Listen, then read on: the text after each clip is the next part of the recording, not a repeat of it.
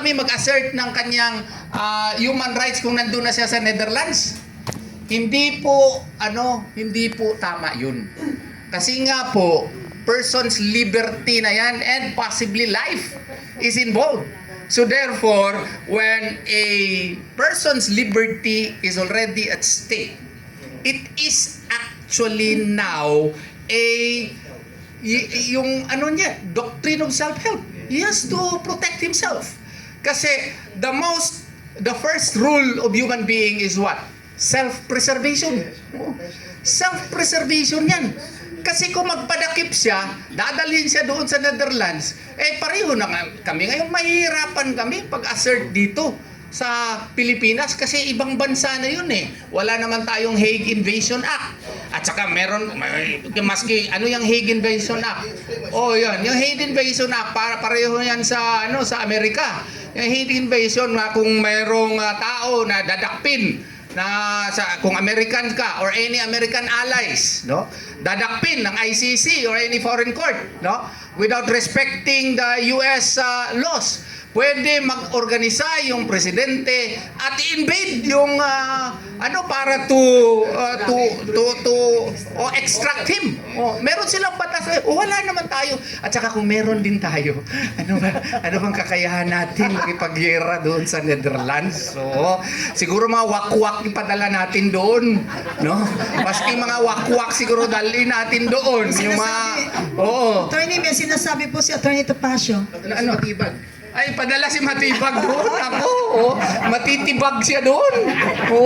Mahirap po yun. That's why self-preservation yun, while at the same time preserving his right also under Philippine laws in order that his rights would be protected via judicial remedies. And meron kami ngayon, yun ngang sa Korte Suprema na pending.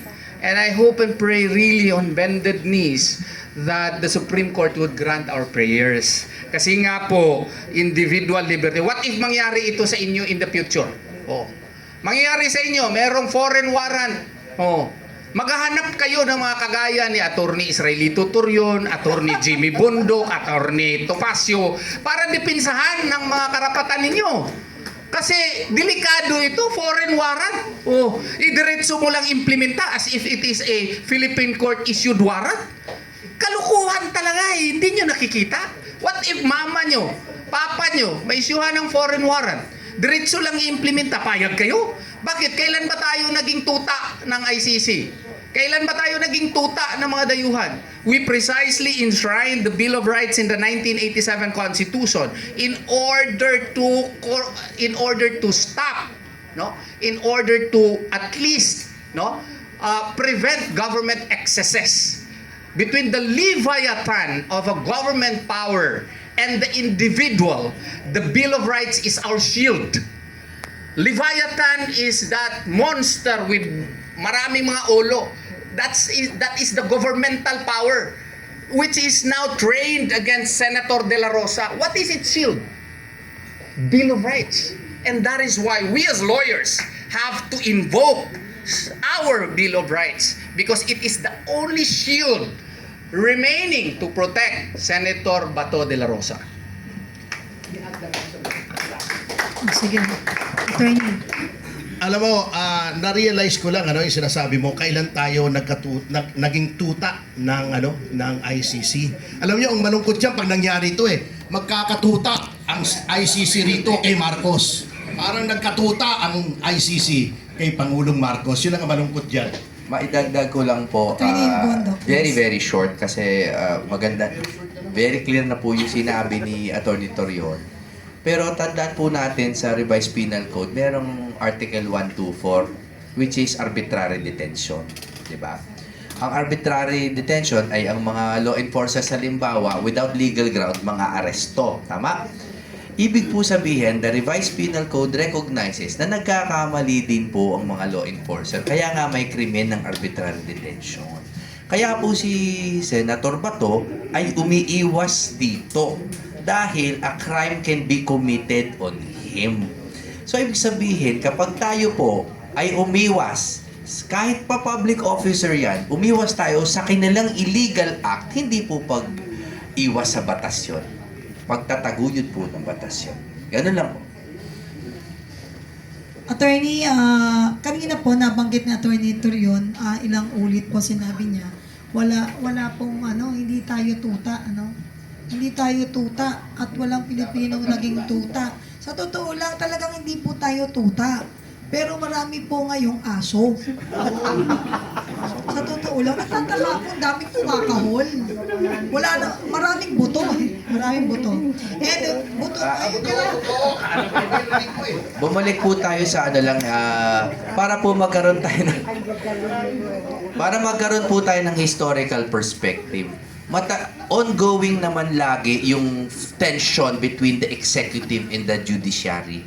Ang executive dati pa, gusto lagi na kamkamin po, hindi lang po itong administrasyon na to be fair. Lahat po ng executive gusto laging pabilisin ang kanilang proseso. Katulad po nung Salazar versus Achacoso na binabanggit ni Attorney Torion, na ang gusto naman at that time, ang POEA yata, gusto nila basta yung closure order nila ay basta ma-implement na hindi dumadaan sa judge. Lahat po kasi ng executive may tendency yan na magmadali. And kuminsan for good intentions naman. Pero tandaan niyo po kuminsan that the road to hell is paved with good intentions. No? Hindi po porke maganda yung intention nila. Kahit ito, sa puso nila, ang intention nila, naghahabol po sila ng fugitive in their mind. Mali pa rin po na idaan yan without judicial processes. Thank you very much. Ngayon naman po, ibigay natin ang floor para po kay Attorney Yvette kasi mas painit ng painit po ang talakayan natin ngayong araw. Attorney Yvette, please do. Yes, ka, Penny. Pero bago ako mag-proceed doon sa mga susunod kong katanungan, Attorney Ferdy, yung salita na nabanggit mo, ginugel ko, hindi ako mapalagay eh. Okay, kasi ang sabi daw ho ni Google, ganito daw po pala ang pagbigkas, no? Nung salita. So, you pronounce yung first syllable, T. You pronounce the second syllable, T. At yung dulo, mo. Parang moment, mo. Subalit, ang diin pala ay nasa pangalawang syllable. Titimo. Yun, oo. Titimo. Ganon. Wala naman po nagbago. Iti mo. Oh, pero para lang maano tayo, baka makorek tayo ng mga teacher natin sa school. No, eh? Siya pong ginawang sinabing word, baka may meaning din po kayo. Ano yun? Anyway, so karapatan versus pananagutan. Paano ninyo aming mga mahal na abogado mababalanse ang constitutional rights ni Senator Bato at ang panawagan ng publiko para sa accountability? Paano po? Children behave. Paano po mababalanse yung constitutional rights ni Senator Bato at yung demand naman ng public for accountability? Dito nga kasuhan. Napakasimple po, dito kasuhan. Kasi po, they keep invoking RA 9851. Sana po, naiunawaan nyo na by now ang history ng 9851. Madalas po, nauuna ang treaty. Tapos gumagawa po yung mga bayan ng domestic law to enforce the treaty. Iba po ang nangyari sa RA 9851. Nauna po ang 9851 by I think 1 year. No? Nauna yan, 2010, I think. Tapos 2011 natin ni-ratify ang Rome Statute. Ibig sabihin na una na tong batas na to, we have codified and we have criminalized crimes against humanity, etc. So, pwede po siyang litisin dito sa mga nagdidemand ng accountability. Lahat po ng testigo, naririto. Lahat po ng complainant, naririto. Lahat po ng dokumento, naririto. Napakadali po litisin nito dito, kaya hindi po kami sang-ayon. Legally, formally, hindi kami sang-ayon sa pronouncement ni Ombudsman Remulla na hindi tayo capable na litisin ito dito. Quite the contrary. we are very capable, aside from the evidence that our courts are functioning, nandito po lahat ng ebidensya, lahat ng datos.